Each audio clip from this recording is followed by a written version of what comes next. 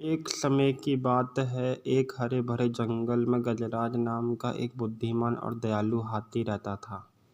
वह अपनी समझदारी और दयालुता के लिए पूरे जंगल में प्रसिद्ध था। इसी जंगल में भोला नाम का एक शरारती बंदर भी रहता था, जिसे दूसरों के साथ मजाक करना बहुत पसंद था।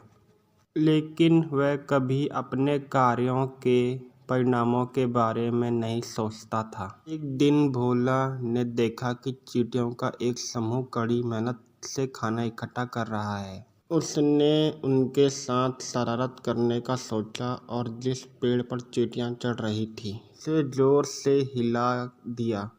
इससे सारी चींटियों का खाना बिखर गया। चींटियां बहुत परेशान हो गई, लेकिन भोला जोर जोर से हंसते हुए वहां से भाग गया।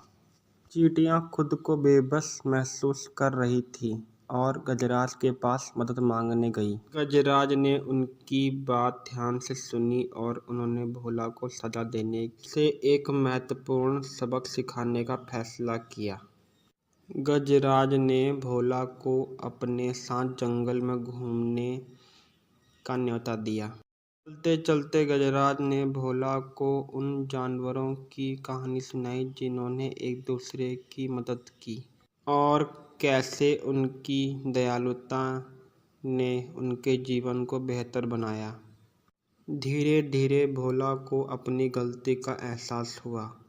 उसने महसूस किया कि उसकी शरारतों से दूसरों को कितना नुकसान पहुंचा है। उसे अपने व्यवहार पर शर्मिंदगी हुई और उसने चींटियों से माफ़ी मांगने का फैसला किया।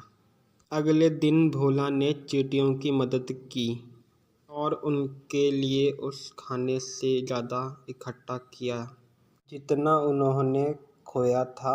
चींटियों ने भोला को माफ़ कर दिया और भोला ने सीखा कि दूसरों को नुकसान पहुंचाने से बेहतर है कि हम दयालु बनकर उनकी मदद करें। इसके बाद भोला जंगल के सभी जानवरों का मित्र बन गया और वे सब मिलकर खुशी खुशी रहने लगे। कहानी से सीखा, दयालुता की सच्चाई खुशी की कुंजी है और दूसरों को नुकसान पहुंचाने की बजाय उनकी मदद करना हमेशा बेहतर होता है।